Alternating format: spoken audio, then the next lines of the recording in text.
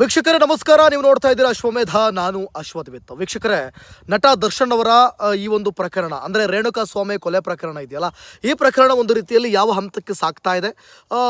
17ನೇ ತಾರೀಕು ಆದಂತಹ ಒಂದಷ್ಟು ಕೋರ್ಟ್ನಲ್ಲಿ ಆದಂಥ ವಾದ ಮತ್ತು ಪ್ರತಿವಾದಗಳು, ಏನು ಈ ಕ್ರಾಸ್ ಕ್ವಶನ್ ಅಂತ ಕೇಳ್ತಾರೆ. ಸೊ ಈ ಕ್ರಾಸ್ ಕ್ವಶನನ್ನು ಯಾವ ರೀತಿ ಕೇಳಿ ಮೊದಲು ಸಾಕ್ಷ್ಯಾಧಾರವಾಗಿ ಬಂದಂತಹ ರೇಣುಕಾ ಸ್ವಾಮಿ ತಂದೆ ಮತ್ತು ತಾಯಿ ಆ್ಯಕ್ಚುಲಿ ಕೋರ್ಟ್ನಲ್ಲಿ ಏನಾಯಿತು, ಆ ಭಾವನಾತ್ಮಕ ಗಳಿಗೆ ಇವೆಲ್ಲವೂ ಕೂಡ ಟ್ರಯಲ್ನಲ್ಲಿ ಏನೇನಾಯಿತು, ಆ್ಯಕ್ಚುಲಿ ಯಾವ ರೀತಿಯಾಗಿ ದರ್ಶನ್ಗೆ ಪ್ಲಸ್ ಆಯಿತು, ಇವೆಲ್ಲದ್ರ ಬಗ್ಗೆನೂ ಕೂಡ ಹೇಳ್ತಾ ಹೋಗ್ತೀನಿ. ನಿಜವಾಗ್ಲೂ ಕೂಡ ನಿಮಗೊಂದು ದೊಡ್ಡ ಸರ್ಪ್ರೈಸ್ ಇದೆ. ಅಭಿಮಾನಿಗಳಿಗೆ ಎಲ್ರಿಗೂ ಕೂಡ ಒಂದು ರೀತಿಯಲ್ಲಿ ಗುಡ್ ನ್ಯೂಸ್, ಸರ್ಪ್ರೈಸಿಂಗ್ ಮೂಮೆಂಟನ್ನು ನಾನು ಹೇಳ್ತೀನಿ. ಸೊ ಅದಕ್ಕಾಗಿ ನೀವೇನು ಮಾಡ್ಕೋಬೇಕು, ಸಬ್ಸ್ಕ್ರೈಬನ್ನು ಮಾಡಿಕೊಳ್ಳೇಬೇಕು. ಸೊ ಸಬ್ಸ್ಕ್ರೈಬ್ ಮಾಡಿಕೊಂಡ್ರೆ ಆ ಸರ್ಪ್ರೈಸಿಂಗ್ ಮೂಮೆಂಟ್ ಏನು ಅಂತ ಹೇಳ್ತೀನಿ. ಓಕೆ, ಹಿಂಗಂದ್ರೂ ಕೂಡ ಕೆಲವರು ಸಬ್ಸ್ಕ್ರೈಬ್ ಮಾಡ್ಕೊಳ್ಳದೆ ಹೋಗ್ತಾ ಇದ್ದೀರಾ, ನಿಮ್ಗೊಂದು ದೊಡ್ಡ ನಮಸ್ಕಾರ. ಇರಲಿ ಬಿಡಿ. ಓಕೆ, ಬನ್ನಿ ನೇರವಾಗಿ ವಿಚಾರಕ್ಕೆ ಬರೋಣ. ಕೋರ್ಟ್ನಲ್ಲಿ ಒಂದಷ್ಟು ವಾದ ಪ್ರತಿವಾದ ಅಂತ ಬರಲ್ಲ, ಇಲ್ಲೊಂದಷ್ಟು ಕ್ರಾಸ್ ಕ್ವಶನನ್ನು ಕೇಳುವಂಥ ಒಂದಷ್ಟು ಕೆಲಸಗಳಾಗುತ್ತೆ.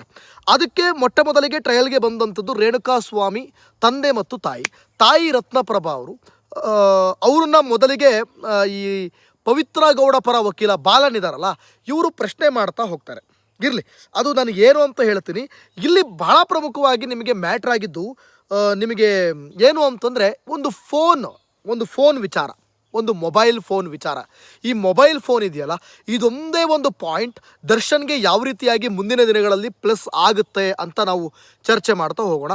ಅದಕ್ಕೂ ಮುಂಚಿತವಾಗಿ ಈ ಮೊಬೈಲ್ ಫೋನ್ ಎಷ್ಟು ಮ್ಯಾಟ್ರ್ ಆಯಿತು ಅನ್ನುವಂಥದ್ದನ್ನು ಭಾಳ ನಾವು ಈಗ ಚರ್ಚೆ ಮಾಡ್ತಾ ಹೋಗೋಣ.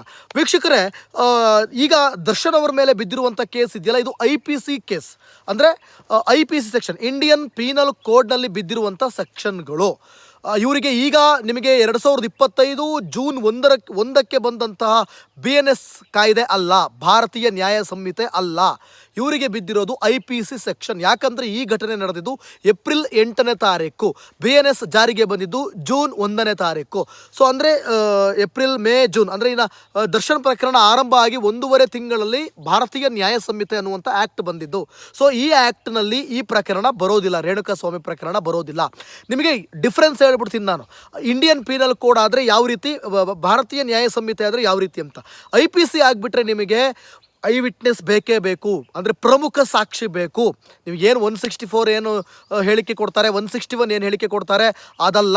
BNS ಅಲ್ಲಿ ಏನು 184 ಇದೆಯಲ್ಲ ಅದು ಇಂಪಾರ್ಟೆಂಟ್ ಆಗುತ್ತೆ. ನಿಮಗೆ ಇಲ್ಲಿ ಏನು 164 ಇರೋದೆ BNS ಅಲ್ಲಿ 184 ಆಗಿರೋದು, ಆಯಿತಾ? ನೆನಪಿರಲಿ ನಿಮಗೆ. ಇದು ಗೊತ್ತಿದ್ದರೆ ಕೆಲವರಿಗೆ ಗೊತ್ತಿರಲಿಕ್ಕಿಲ್ಲ. ಸೊ ಇಲ್ಲಿ IPC ಸೆಕ್ಷನ್ ಏನು ಮ್ಯಾಟ್ರ್ ಆಗುತ್ತೆ ಅಂತಂದರೆ, ನಿಮಗೆ ಏನೇ ಟೆಕ್ನಿಕಲ್ ಎವಿಡೆನ್ಸ್ ಸಿಗಲಿ ಅಥವಾ ಬೇರೆ ಏನಾದರೂ ಡಿಜಿಟಲ್ ಎವಿಡೆನ್ಸ್ ಸಿಗಲಿ, ಯಾವುದೇ ಎವಿಡೆನ್ಸ್ ಸಿಕ್ಕಿದ್ರೂ ಮ್ಯಾಟ್ರ್ ಆಗಲ್ಲ. ಅದಕ್ಕೊಂದು ಸಾಕ್ಷಿ ಕೇಳುತ್ತೆ ಕೋರ್ಟ್. ಆ ಡಿಜಿಟಲ್ ವಿಟ್ನೆಸ್ ಇರುತ್ತಲ್ಲ, ಆ ಡಿಜಿಟಲ್ ಸಾಕ್ಷ್ಯಕ್ಕೂ ಒಂದು ಐ ವಿಟ್ನೆಸ್ ಕೇಳುತ್ತೆ. ಸೊ ಹಾಗಾಗಿ ನಿಮಗೆ ಏನಾಗ್ಬಿಡುತ್ತೆ, BNS ರೀತಿಯಲ್ಲಿ ಈಸಿ ಅಲ್ಲ ಇದು. IPC ಅಂತಂದರೆ ಅಷ್ಟು ಈಸಿ ಅಲ್ಲ, ಅದು ತುಂಬ ಟಫ್ ಆಗುತ್ತೆ. ಒಬ್ಬ ನಾನು ಆರೋಪಿ ಅಲ್ಲ ಅಂತ ಸಾಬೀತುಪಡಿಸ್ಕೊಳ್ಳೋದಕ್ಕೂ ಕಷ್ಟ ಆಗುತ್ತೆ, ಒಬ್ಬ ಆರೋಪಿ ಅಂತ ಇನ್ನೊಬ್ಬರು ಅವ್ರನ್ನ ಸಾಬೀತು ಮಾಡೋದಕ್ಕೂ ಕೂಡ ಕಷ್ಟ ಆಗುತ್ತೆ. ವೆರಿ ಟಫೆಸ್ಟ್ ಲಾ ಅಂತಂದರೆ ಅದು IPC. ಈಗ ಯಾಕಂತಂದರೆ ನಿಮಗೆ ಸೌಜನ್ಯ ಕೇಸನ್ನು ನಾವು ಉದಾಹರಣೆಯಾಗಿ ತಗೊಂಡಾಗ ಸಾಕ್ಷ್ಯಗಳು ಇಲ್ಲದ ಕಾರಣಕ್ಕಾಗಿಯೇ ಸಂತೋಷ್ ರಾವ್ನ ನಿರಪರಾಧಿ ಅಂತ ಹೊರಗಡೆ ಕಳಿಸಿದ್ದು. ಇಲ್ಲ ಅಂತಂದಿದ್ರೆ BNS ಥರ ಆಗಿಬಿಟ್ಟಿದ್ರೆ ಕೆಲವೊಂದು ಟೆಕ್ನಿಕಲ್ ಎವಿಡೆನ್ಸ್ಗಳು ಸಿಕ್ಕಾಕೊಂಡ್ಬಿಟ್ಟಿತ್ತು ಆತನ ವಿಚಾರವಾಗಿ.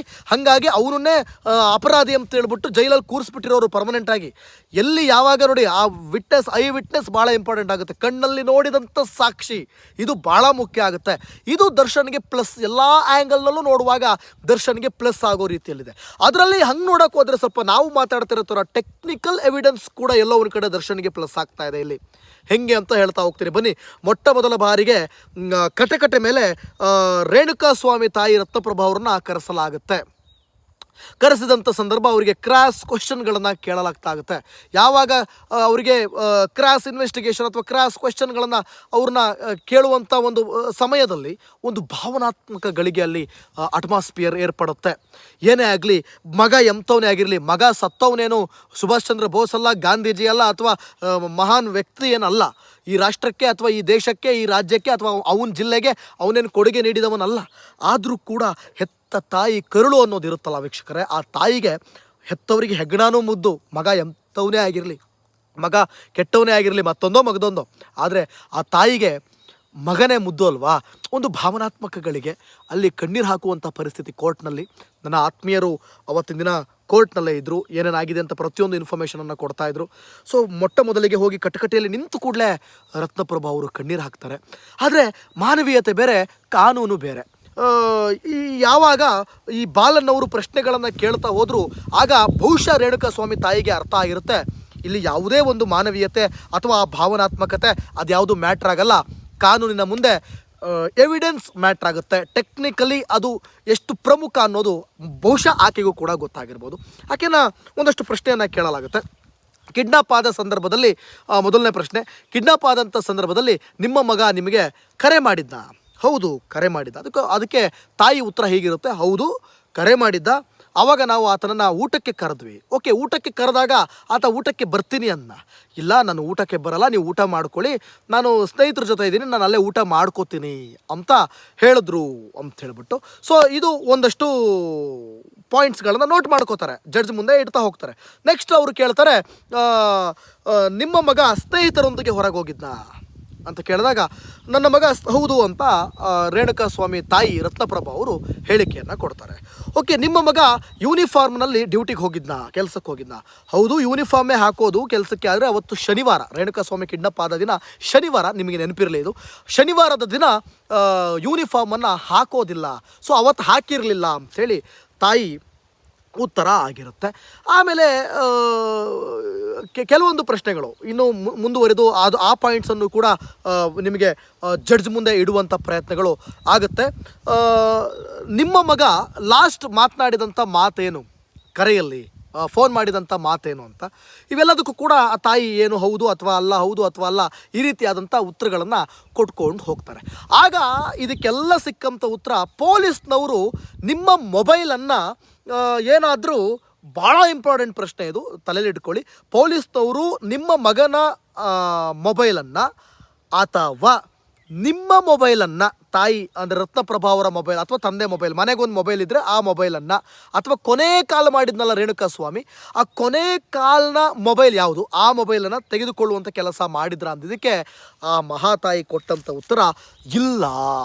ಈ ಇಲ್ಲ ಅನ್ನೋ ಆನ್ಸರ್ ಇದೆಯಲ್ಲ, ಇದು ದರ್ಶನ್ ಕಡೆಗೆ ಕಂಪ್ಲೀಟಾಗಿ ಅವತ್ತು ವಾಲ್ಕೊಂಡ್ಬಿಟ್ಟಿದೆ ಟೆಕ್ನಿಕಲಿ. ಹೆಂಗೆ ಅಂತ ಹೇಳ್ತಾ ಹೋಗ್ತೀನಿ ನಾನು. ಈಗಾಗಲೇ ಚಾರ್ಜ್ ಶೀಟ್ನಲ್ಲಿ ಪೊಲೀಸ್ನವರು ಫೋನನ್ನು ನಾವು ರಿಟ್ರೀವ್ ಮಾಡ್ಕೊಂಡಿದ್ದೀವಿ, ಆತನ ಫೋನಿಂದ ಎಲ್ಲವನ್ನೂ ಕೂಡ ತೆಗೆದುಕೊಂಡಿದ್ದೀವಿ ಅಂತ ಅಂದಮೇಲೆ ಯಾರ ಫೋನಿಂದ ಮಾತಾಡ್ತಿರ್ತಾರೆ ಅದನ್ನೂ ಕೂಡ ತೆಗೆದುಕೊಳ್ಬೇಕು. ಆದರೆ ಆ ಮಾತಾಯಿ ನಮ್ಮ ಫೋನನ್ನು ಅವರು ವಶಕ್ಕೆ ಪಡೆದಿರಲಿಲ್ಲ ಅಂತ ಹೇಳ್ಬಿಡುತ್ತೆ. ಕಾನೂನಿನ ಅನ್ವಯ ಬಾಲನವರು ಆ ಪಾಯಿಂಟ್ ಹಾಕ್ತಾರೆ. ಕಾನೂನಿನ ಪ್ರಕಾರ ಆ ಫೋನನ್ನು ಅವರು ವಶಕ್ಕೆ ತೆಗೆದುಕೊಂಡು ಇನ್ವೆಸ್ಟಿಗೇಷನ್ ಮಾಡಬೇಕು. ಆದರೆ ಪೊಲೀಸ್ನವರು ಆ ಇನ್ವೆಸ್ಟಿಗೇಷನ್ನೇ ಮಾಡಿಲ್ಲ. ಆಗ ಮತ್ತೆ ರೇಣುಕಾಸ್ವಾಮಿ ಮೊಬೈಲ್ ಇನ್ವೆಸ್ಟಿಗೇಷನ್ ಹೆಂಗಾಯಿತು, ಇವರು ರಿಟ್ರೀವ್ ಮಾಡಿಕೊಂಡು ಚಾರ್ಜ್ ಶೀಟ್ನಲ್ಲಿ ಹೆಂಗೆ ಉಲ್ಲೇಖ ಮಾಡಿದ್ರು. ಸೊ ಬಾಲನವರು ಖಡಾಖಂಡಿತವಾಗಿ ಖಡಕ್ಕಾಗಿ ಹೇಳ್ತಾ ಇದ್ದಾರೆ, ಯುವರ್ ಆನರ್, ದರ್ಶನ್ ಅವರ ಏನು ಈ ಒಂದು ಪ್ರಕರಣದಲ್ಲಿ ಅಥವಾ ರೇಣುಕಾಸ್ವಾಮಿ ಪ್ರಕರಣದಲ್ಲಿ ಪೊಲೀಸ್ನವರು ರೇಣುಕಾಸ್ವಾಮಿಯ ಮೊಬೈಲನ್ನು ರಿಟ್ರೀವ್ ಮಾಡಿಕೊಳ್ಳೇ ಇಲ್ಲ. ರೇಣುಕಾಸ್ವಾಮಿಯ ಮೊಬೈಲ್ ಪೊಲೀಸ್ನವರಿಗೆ ಸಿಕ್ಕೇ ಇಲ್ಲ. ಆತನ ಮೊಬೈಲ್ ಕಳೆದೋಗಿದೆ, ಅಥವಾ ಆತನ ಮೊಬೈಲ್ ಈ ಏನು ಡಿ ಗ್ಯಾಂಗ್ ಅಥವಾ ಇನ್ನವರು ಮತ್ತೊಬ್ಬರು ತಗೊಂಡೋಗೋದನ್ನು ಬಿಸಾಡಿರ್ಬೋದು.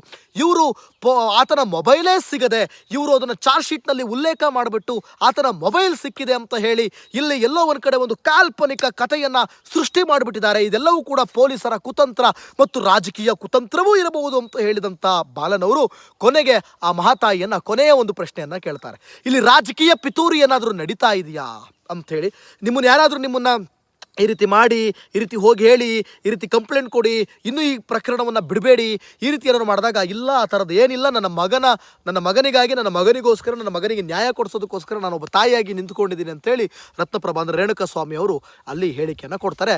ಅಲ್ಲಿಗೆ ಅವತ್ತಿನ ಒಂದು ಆ ಸೆಷನ್ ಮುಗಿಯುತ್ತೆ. ಆಗ ಇನ್ನೂ 2 ಗಂಟೆಗಳ ಕಾಲ ಅವಕಾಶ ಬೇಕು ಅಂದಾಗ ಜಡ್ಜ್ ಏನು ಮಾಡ್ತಾರೆ, ಪ್ರಕರಣವನ್ನು ಮುಂದಕ್ಕೆ ಹಾಕ್ತಾರೆ.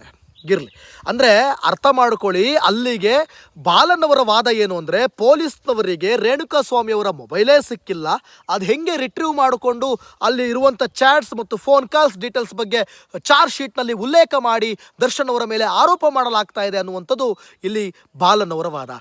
ಇದಿಷ್ಟು ಎವಿಡೆನ್ಸನ್ನು ನೋಡುವಾಗ ನನ್ನ ಪ್ರಕಾರ ಇದು ಎಲ್ಲವೂ ಕೂಡ ಮುಂದಿನ ದಿನಗಳಲ್ಲಿ ದರ್ಶನ್ ಅವರ ಪಾಲಿಗೆ ವರವಾಗಲಿದೆ, ಒಂದು ಅಸ್ತ್ರವಾಗಲಿದೆ. ದರ್ಶನ್ ಅವರಿಗೆ ಬೇಲ್ ಕೊಡಿಸೋದಕ್ಕೆ ಅಥವಾ ಈ ಪ್ರಕರಣದಿಂದ ಎಸ್ಕೇಪ್ ಆಗೋದಕ್ಕೆ ಅಥವಾ ಈ ಪ್ರಕರಣದಿಂದ ತಪ್ಪಿತಸ್ಥನಲ್ಲ ಅಂತ ಪ್ರೂವ್ ಮಾಡ್ಕೊಳ್ಳೋದಕ್ಕೆ ಇದು ಒಂದು ಮೊದಲ ಅಸ್ತ್ರವಾಗಿದೆ. ಸೊ ಇದರಿಂದ ದರ್ಶನ್ ರವರಿಗೆ ಒಂದು ಪ್ಲಸ್ ಪಾಯಿಂಟ್ ಅಂತ ಹೇಳ್ಬೋದು. ಈ ಒಂದು ಪ್ಲಸ್ ಪಾಯಿಂಟನ್ನು ಕೇಳಿದಂಥ ನಿಮಗೆ ಅಂದರೆ ಫ್ಯಾನ್ಸ್ಗಳಿಗೆ ಖುಷಿ ಇದೆ ಅಂತ ಹೇಳ್ಬೋದು. ಇದೇ ಖುಷಿಯಿಂದ ದಯವಿಟ್ಟು ಸಬ್ಸ್ಕ್ರೈಬ್ ಮಾಡಿ. ಮತ್ತಷ್ಟು ಮಗದಷ್ಟು ನಿಜವಾದ ಸತ್ಯಾನುಸತ್ಯತೆಗಳ ವಿಚಾರವನ್ನು ಕೋರ್ಟ್ನಲ್ಲಿ ಆಗುವಂಥ ಮುಂದಿನ ಟ್ರಯಲ್ ಬಗ್ಗೆ ನಿಮ್ಮ ಮುಂದೆ ಇಡ್ತಾ ಹೋಗ್ತೀನಿ. ಧನ್ಯವಾದಗಳು.